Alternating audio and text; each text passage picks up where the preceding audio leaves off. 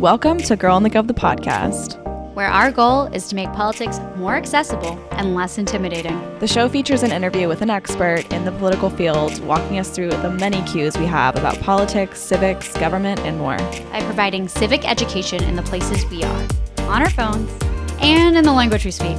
And yes, we know we say like a lot. It's kind of the point, because politics needed a rebrand.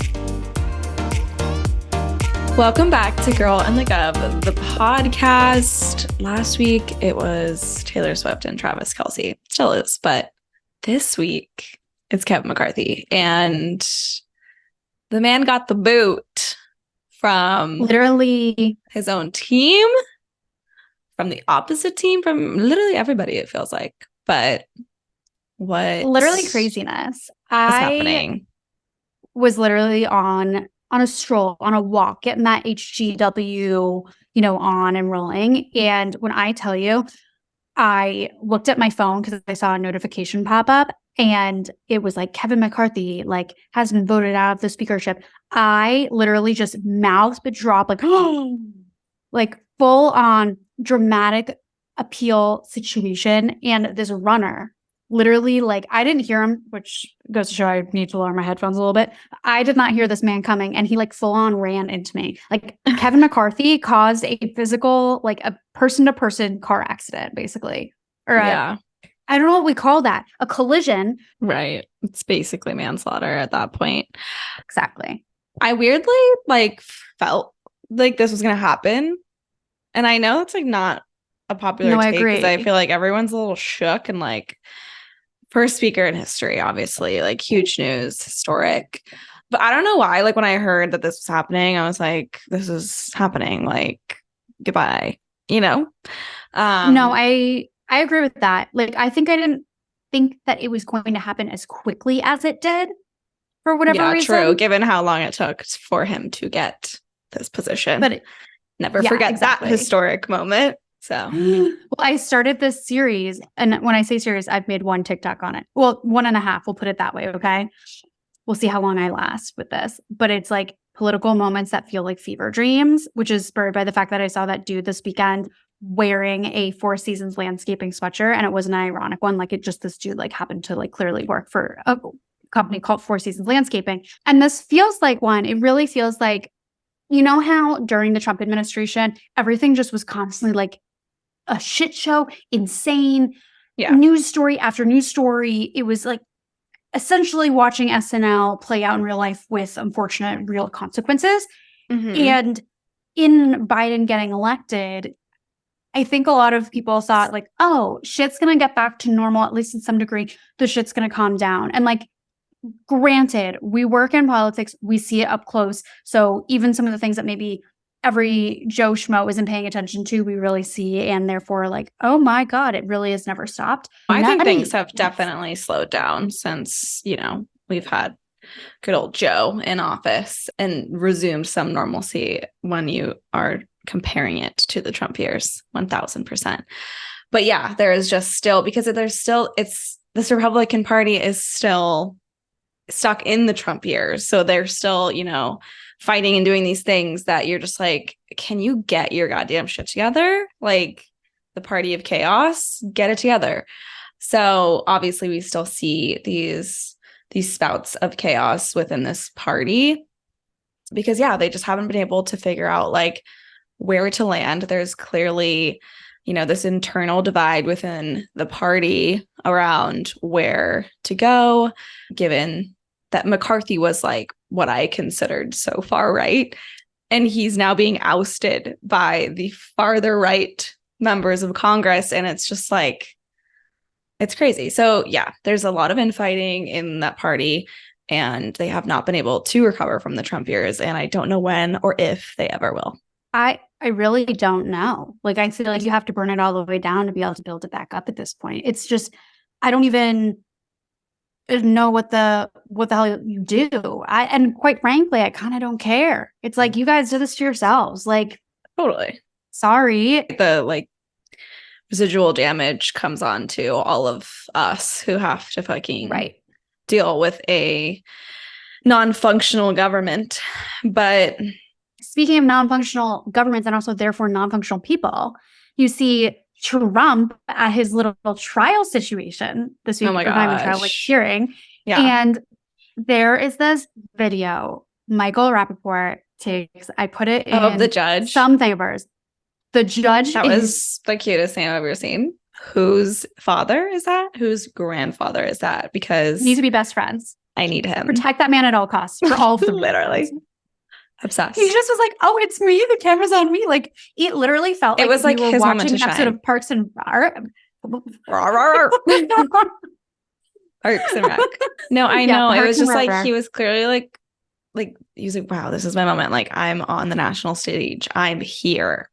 This is what I've worked my whole life for. Like that was pride, It was so cute. It was really precious. But like also it just had like the best almost like TV character to it. Mm-hmm. Like something about it felt like a fever dream. Amazing. Oh, but just yeah, Trump's lawyer forgot to request a jury, and now he doesn't have a jury, and he's calling it unfair. But it literally was his lawyer's fault. I think that's how it went. But yeah, more just reality TV chaos from this Republican Party again. It's just like it never ends. Insanity. Well, also speaking of things that feel like reality TV. See, I really wanted to start my TikTok grind yesterday, so now everyone just gets a recap of my TikToks. But we got this review that was talking about how we say like too much. No. And first of all, it was like florals for spring, groundbreaking. Like that exactly was what it. And the second we got it, because when we get a review, we get an email about it. I literally dropped my computer laughing. I was howling. I was like, this is iconic. It's like not reading the warning label on a firework. Because and I put this in the TikTok, if you listen to our intro, which granted, I guess you're here right now. So you did listen to our intro. You listened to it. What did we say? Then that we say like a lot. And that's kind of the point. Yeah. Is everyone okay? That's just what I tend to ask myself on a daily basis. No one is okay. No one is okay. I literally, a lot of people aren't. A lot of people aren't. Bananas. Okay. Just looking. I think you are. But I think I'm doing okay. You're in TikTok retirement. I am in TikTok retirement. That is like something that all the girlies should know. That if you're like, where's Maddie? Guys, I clip videos. I clip videos and I put them on TikTok. I feel like I'm in my retirement from face to camera. Aside from this Zoom. Is so funny because I was the one at the beginning that had the most resistance to TikTok. I was like also so bad at it. I was like, I hate this shit. And now, and Maddie was like, oh, I got this. Like, I don't know if it was like the 1.5-year age gap between us. She was like, this is more me. Like, I got this. And she jumped in, which is why we went viral in the first place. And I was like, I'm going to get canceled for existing. Like, I just really, I also had another job at the time. I was just so nervous about everything. So, but regardless, now I'm the one doing all the TikToks. Where's Maddie? Couldn't tell you. Missing in action. All those clips though, those are me. True. Those are me. They take some time. I really got to like curate all our hilarious moments on this podcast because you guys know, listen, you know how funny we are. We have to clip it for the world. And that's fucking facts. So anyways, I'm done. I feel like we've ranted plenty. We can get into our guest today. Honestly. We can absolutely get into our guest. You guys may know her from an IG live that we did back in our IG live days, which we have retired. You guys may have seen her on an Instagram live of ours that we did back in the day when we were doing that Keeping Up with the Candidate series.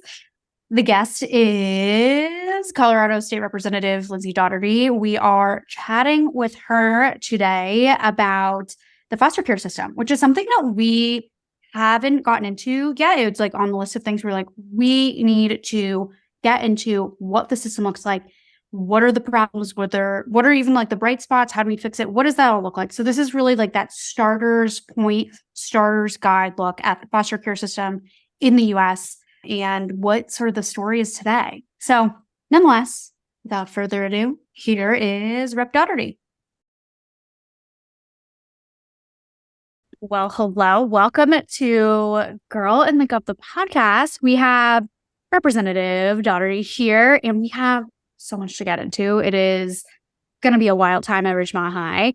But before we, of course, get into the weeds of what we're talking about today, which is the foster care system and really explaining sort of the different angles of what that looks like, we got to get the background. And I know we've chatted a little bit before, but for people that didn't join our IG Live back in the day, can you tell us how you got into politics, how this all came to be? Yeah. And thanks again for having me. I'm so excited to be here again. As I said last time, you guys do such an incredible job, and it's so important bridging the gap and kind of explaining how things actually work. So thank you again for all that you do. And thanks for having me. So I am an attorney by background, and I was fortunate enough to have internships for some really great elected officials in law school. I had internships in the House, the Senate, and the White House when Obama was there. So because of that, I really got involved and interested in policy work, and that kind of stuck with me. I got advice after law school to practice first and then tried to get into the policy or politics. And so that's what I did. And I've actually done, as we're talking about today, juvenile work and guardian ad litem work for the past 10 years, kind of prior to getting into my elected position. So that's kind of how I'm here. Yeah. Well, we're super curious in that guardian work and kind of what that role even is. And we'd love to hear more. I don't think we've really dived into that before. Yeah. So guardian ad litem is essentially a court-appointed attorney when youth are taken out of their homes because of a neglectful or abuseful situation. And so it's really important for the kiddos to have a voice in court and throughout the process. And that's exactly what a guardian ad litem does. They kind of give that voice to that youth in a courtroom. And we're there to explain the legal process and explain to the youth their rights, because they certainly do have rights in this situation. And I think, at least from my perspective and why I've been doing this for so long, is that those rights are the most important in the whole case. We're here for the kids and to do what we can for them. Totally. And I know that there's been some legislation that you've helped get passed, including a right to counsel for youth bill. Can you tell us a little bit about that bill, like what it entails, and also why it was needed in the first place? Because I think so much of the time it's like, yes, oh my gosh, we got to the solution, but there's also like, why did we need to fill that hole in the first place? Yeah. So I think previously what guardian ad litems did is they advocated for the best interests of the child, which is very, very important. But the shift now in what has happened in Colorado and what is happening in a lot of states is to actually advocate for what the child wants and their voice, not just what I perceive their best interest to be. And it took me a little while to kind of get onto the, that bandwagon of that shift in thinking, because it is a really big shift for folks that do this kind of work. And what it does is it gives the youth even more of a voice in their case.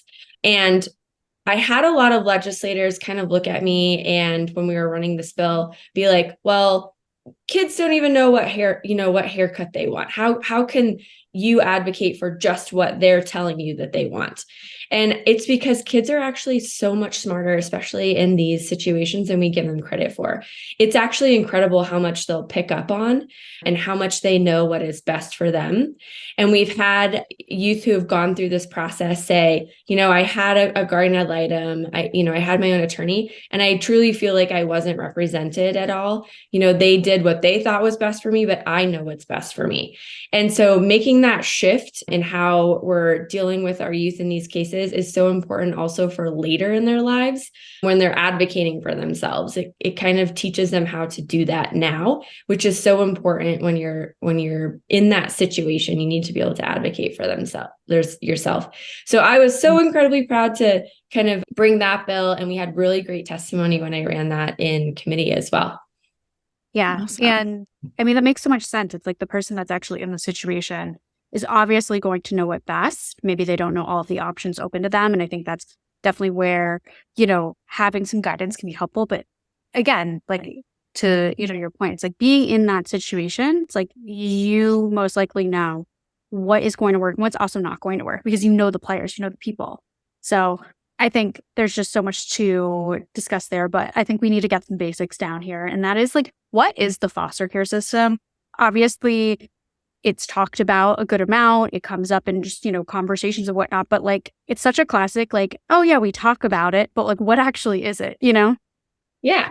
So, the goal of the foster system is to make sure that we're protecting vulnerable children.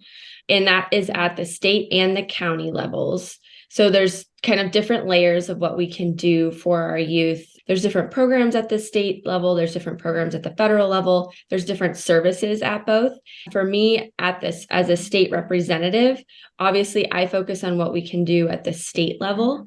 And a lot of times that includes federal funds that we get. We got quite a bit of one-time dollars through COVID federal funds that we were able to put into kind of some of our systems, including our foster system.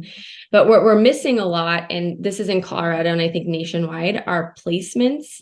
It's kind of tough to get those placements for our foster youth. So what we always look at first and foremost are family placements and kinships and that sort of thing. And what we do is we make sure obviously that they're very safe places for our youth to go, that we are still making sure that they're able to take advantage of any services that we have. But really, the foster system is intended to be there to protect kids who need protection and to offer really good placements. And we're as a state struggling with those placements, like I said, but we're certainly trying to increase those and make sure we have more options for our youth. Yeah. What is kind of the, I guess, hurdles when it comes to placements that you guys see really? Like what are those problems? Just having them in general, and unfortunately. Enough. Yeah. Mm-hmm. Yeah. Capacity. We just don't have enough. And we need to be able to find a good match. You don't want to put a kid in a place that's not a good match. And so we want to have options for those youth. Like I said, a lot of times if family is what we look at first, but if they're not available, we have to go outside of that. And a lot of times we're waiting on those placements. And when we do find those placements, sometimes they're not a good fit. And we really need to make sure it's a connection that, foster parents and our youth have with each other, so that our youth are able to thrive and do well in that placement. Yeah. Yeah. Well, speaking of foster parents, can you kind of explain really what are foster parents? Like, how are they kind of different than even like adoptive parents? And, is this a job? Do they get paid? Can you kind of like break down like really what that looks like? Yeah. So they have to be licensed and go through certain trainings that are provided by the state in order to become an official foster parent. So they have to have certifications and that sort of thing. So anyone just can't become a foster parent. We really try to do background checks and make sure that these are appropriate adults to have placements. That's different than adoptive parents because foster parents are temporary, whereas adoptive parents are permanent. Sometimes it doesn't happen a lot, but sometimes we do have foster parents who will adopt the youth that come to live with them. I would say, like I said, it doesn't typically happen in a lot of the cases, but it certainly does, especially when we have a really good fit and a connection, which is also why it's so important to get our youth to some sort of placement where there is that connection. So that's kind of the difference.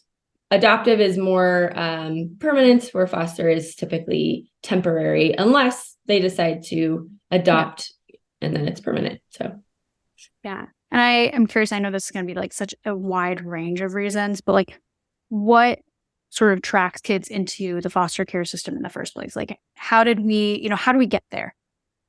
Yeah. Unfortunately, these kids go through a lot of trauma. Typically, we've got physical, sexual, emotional abuse, abandonment, neglect of child's basic needs.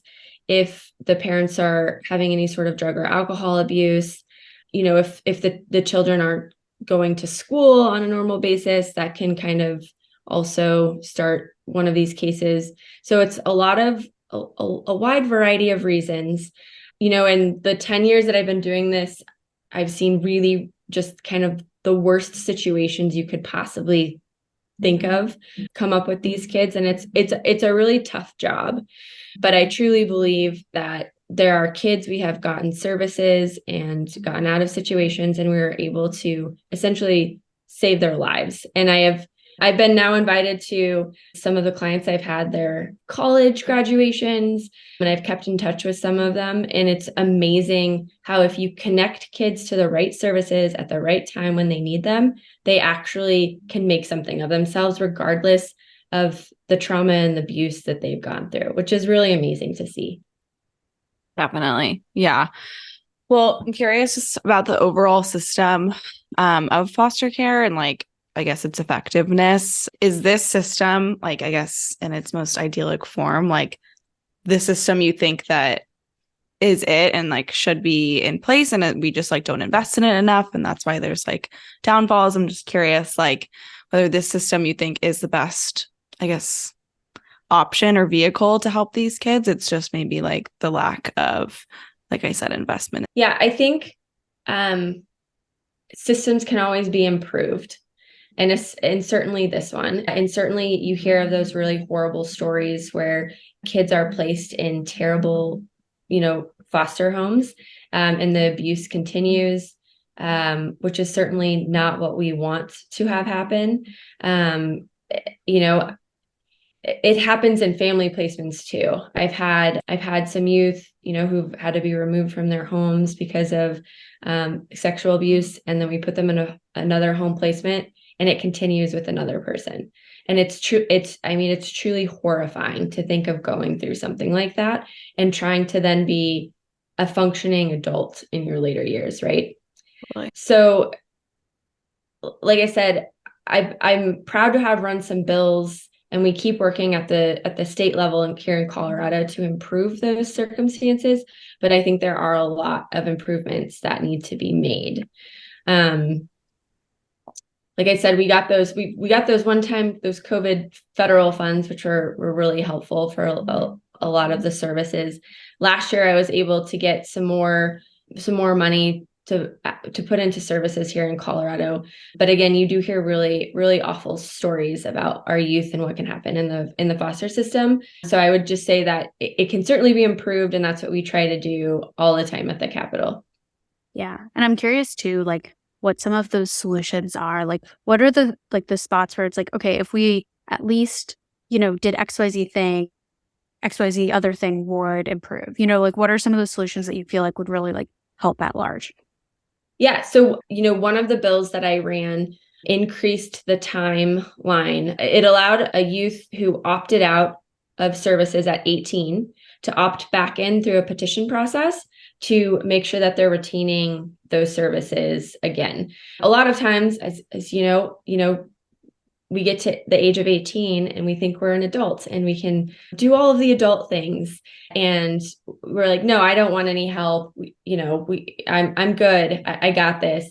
And then you realize life is a lot harder than you thought it would be. And it's so much harder when you don't have any sort of, anyone that truly cares in your life, which is where a lot of these kids come from. It's really devastating. So they get to 18, they're like, I don't want to be part of this system anymore. They leave the system, they lose all of their services, including housing or vouchers for groceries or things like that, that we can help them with. And before I ran this bill, there was no way to opt back in order to get those services. So now you can petition back in through a process through the county. We had broad support for this and retain those services until you're 21. So housing, college, all those sorts of things, which I think is incredible. And again, we had really good testimony on that bill as well when it went through committee.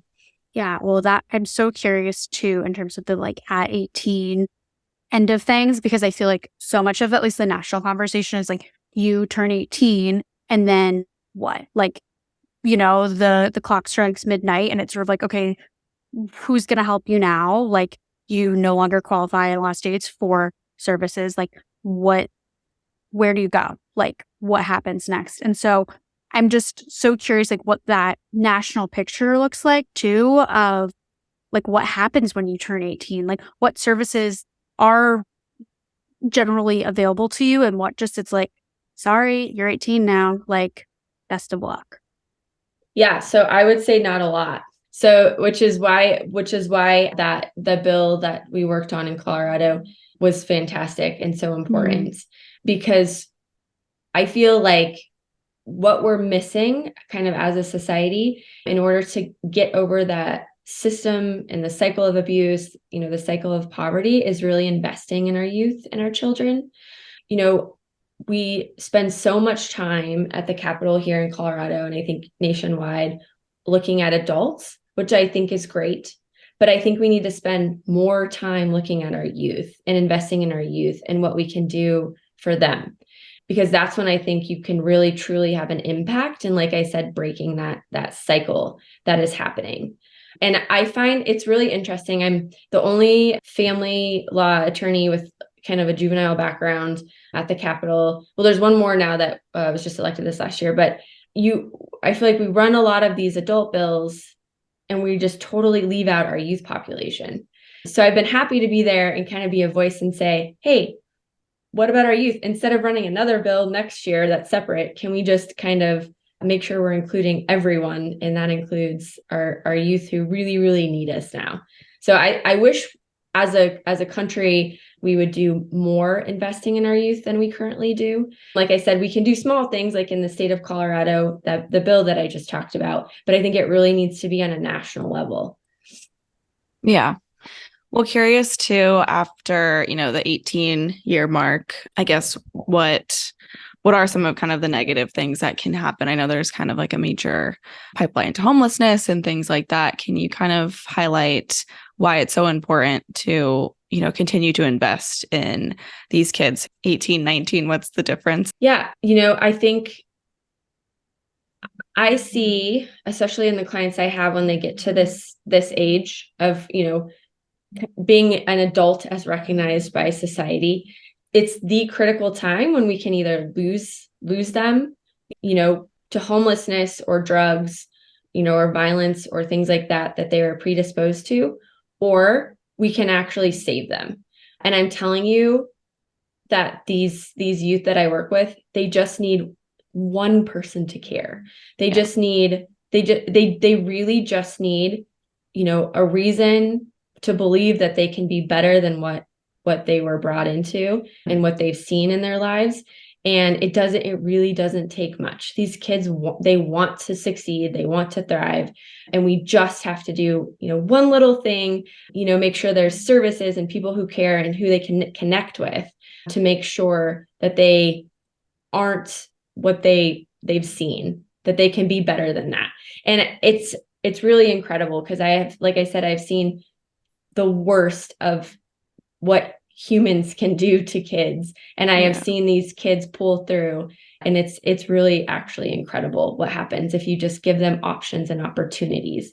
And that's, again, what we try to do at the Capitol, and why I'm happy to have done the Guardian Ad Litem work for as long as I have. Yeah, that's awesome. Totally. And I'm curious, like, for really going back to like the under 18 too, like, what are the services that do exist? Like, how, like, are they supported? Like, what does that look like? Yeah. So I think some of the really important services are counseling. I keep kind of coming back to, you can't imagine the situations and the devastation that some of these kids go through. And so just connecting them with counseling, family counseling, that sort of thing, when we're trying to look back towards reunification, if that's one of the goals, is so integral to, they've typically never had access to any sort of mental health help before. And so that one thing has done wonders for kids that I've seen in really, really bad situations. So I would say that's one of the best services that we can provide our youth who've gone through a lot of traumatic experiences. Yeah. I'm also curious about, you said reunification, and I meant to ask this earlier, but like, what does that look like sometimes? Like, if a child is taken, out of their home, like, I guess partially some of it's like the reasons, but like, what are the scenarios in which someone is then like reunified with either that parent or that guardian? Like, what does that equation sort of look like? Yeah. So reunification is always the number one goal once a child has been taken out of their home. We want as society families to be whole. But that doesn't mean that it always happens. So the parents and the family will have to go through essentially what's called a case plan and really do a lot of work in order to provide a safe home and remedy whatever the situation was that caused the youth to be taken out of the home in the first place. That process isn't a few week long process. That process is months and months, and it can lead, into a year or so of trying to remedy what happened to remove the child, and then kind of slowly have the child do visits or overnights and that sort of thing, while we're making sure that it's a safe environment for the child to go back to. And ultimately, if at the end of the case, it's decided that it's not a safe environment to go back to, there will be a termination of parental rights hearing. Sometimes what will happen is the biological parents could, sign their rights over to, family or whomever the child had been staying with, for example, the foster family, or if we've identified an adoptive family. A lot of times when we do placements, we'll also try to, like I said, which is why it's so important to make sure that we're finding good connections.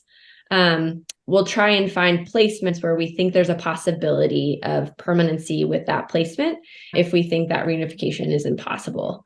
But there are a lot of parents, once this happens, who I think really wake up too. And they do try really, really hard to get their kids back. And that's their number one goal. And so reunification, I would say, happens more often than not in these cases. Okay. I was going to ask too, it's like, are there situations from the jump where you're like, this situation is so bad, is so heinous, like reunification is just like not going to happen, like you can plan as much as you want, but like the situation is just so dangerous. Like, and if so, like what happens in those situations? Yeah, I think there are situations where we've removed children because of something that have happened that then makes it so that their parent is incarcerated. Mm-hmm. So certainly in those situations, especially if they're going through their criminal case and they'll be incarcerated for quite a while, certainly in those situations, reunification is most likely not going to happen. But by law, we have to look at reunification first. A parent has this kind of ultimate right to their child. And so it is something we have to explore reunification first before any sort of termination hearing happens. However, like I said, if someone is going to be incarcerated for, they get a sentence and it's 20 years or something like that, it's clearly not feasibly possible to place the child back.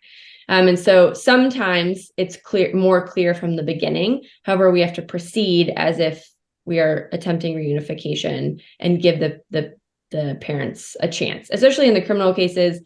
Those are quite long too. So you don't know from the outset if they'll be convicted guilty and that sort of thing. So yeah, like I said, we proceed as if reunification is what will happen, but in some of those cases, it's pretty clear early on that it won't. Yeah. Well, looking back towards solutions, I'm really curious, I guess, what kind of level of government is best kind of look to kind of advocate for change, whether it's like local, state, federal, all of them, kind of what changes can be made at each, and which one do you think is the best pathway? Yeah, I think from a federal standpoint, like I said, there's funding and grants and that sort of thing that are great that the state can apply for, or even better, counties and more local government can apply for. I'm a big advocate in, county solutions. And if you can really narrow it down, because you can tailor it a lot better, right? Mm-hmm. Because what's better in your backyard than someone that doesn't live in your backyard. And we have different problems, I would say, in rural Colorado than metro Colorado. It's harder to find placements in rural Colorado than metro Colorado. So there also might be a lot more services in metro Colorado than rural Colorado, that sort of thing. So I think it's really important when we're talking about funding and grants in order to get money to help provide for the youth, to have individual tailored approaches, particularly at the county level. My county that I represent is mostly Jefferson County here in Colorado, and they do a really great job of doing whatever they can to try and get those grants and get any of those extra federal dollars in order to provide the services and placements that we need for our youth. Like, well, it's like one of those things. I was in a conversation last night actually about just how like sometimes there's things at the federal level in terms of grants and money, and then like there's so many times where like states or local government just like either doesn't know about them or doesn't apply for them, and the money's just like sitting there.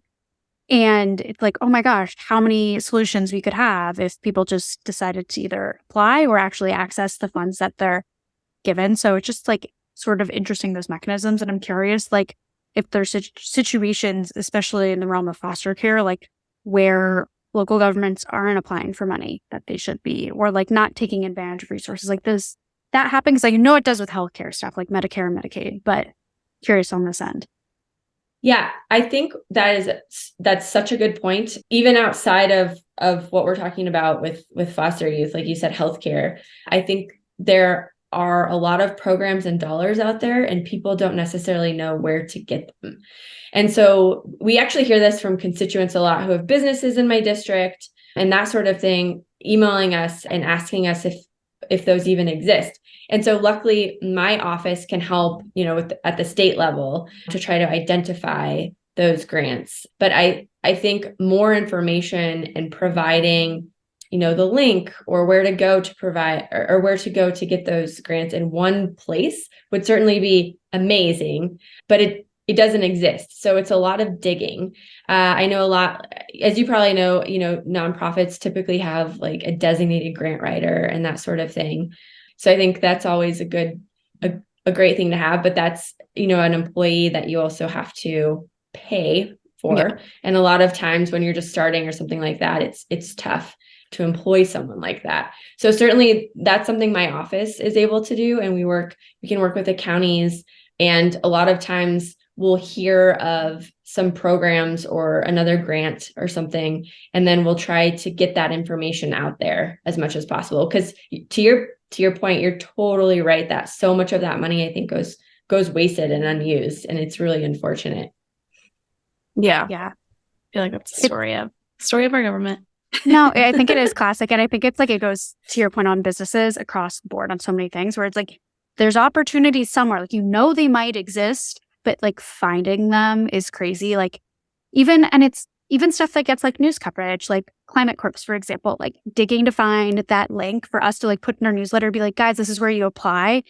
It's like I had to really like think about like where I'm going to Google this, which websites are going to actually have this. Like it's that accessibility piece that I think is missing, but obviously we're all trying to change that, trying to, make that better. But I'm curious as we get into the make it better situation for people that want to see change in terms of a foster care system, like what is like one or two things that they should be contacting their local or even federal rep about, like solutions wise, like what should be like top of mind of like, I'm going to call up my rep and say, we need to make sure this happens.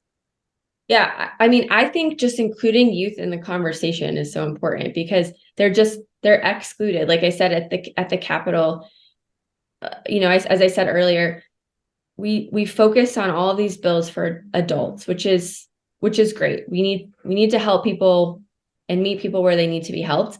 But I think with our youth, we just have this opportunity that we're missing. And that is to make sure they're in a spot where we don't have to help them as adults, that we're helping them as where they're at in their situation so that they can continue on their path in a good trajectory, not one that they've seen before and one that is probably a lot of times been filled with violence or drugs or alcohol or that sort of thing. If we're able to meet them where they're at with the right services at the right time, we're looking at, less crime in the future, more adults who are employed, and it's just, we have this opportunity. And I think that sadly we're missing it.